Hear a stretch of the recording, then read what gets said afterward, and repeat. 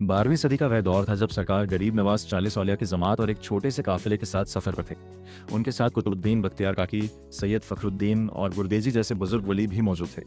सफर के दौरान आप एक दरख्त के नीचे ठहर गए। जब वहां के बादशाह को यह खबर मिली तो उसने पहले आपको कैद करने या कत्ल करने की कोशिश की, लेकिन जब उसे एहसास हुआ कि यह अल्लाह के वली हैं, तो उसने कहा, इस फकीर को हम आम तरीके से शिकार नहीं बना सकते।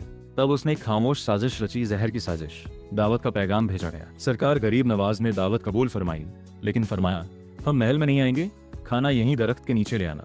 बादशाह ने लजीज खाना बनवाया, लेकिन उसमें हलाहल जहर मिला दिया। मगर उसी रात ख्वाब में रसूल पाक ने आगाह फरमाया कि इस खाने में जहर है। जब खाना सामने रखा गया तो आप मुस्कुराए और फरमाया, हमने खाने की दावत कबूल की है, जहर की नहीं। एक चादर बिछाई गई। जैसे ही खाना उस पर रखा गया, जहर खाने से निकलकर चादर पर गिरने लगा। सब लोग हैरान रह गए। ये एक अजीम करामत थी। फिर आपने वह जहर एक गठरी में बंधवाया और बादशाह को वापस भिजवा दिया। जब ये बात महल पहुंची तो बादशाह की माँ गुस्से में बोली, हम राजपूत धोखा नहीं करते, हम मैदान में लड़कर मरते हैं। शर्म और गुस्से में बादशाह ने वही जहर पी लिया और कुछ ही देर में उसका अंत हो गया। इसके बाद बड़ी तादाद में लोग इस्लाम में दाखिल हुए। कहा जाता है कि 700 पंडितों ने एक साथ कलीमा पढ़ लिया। ये सरकार गरीब नवाज की मशहूर करामतों में से एक करामत बयान की जाती है।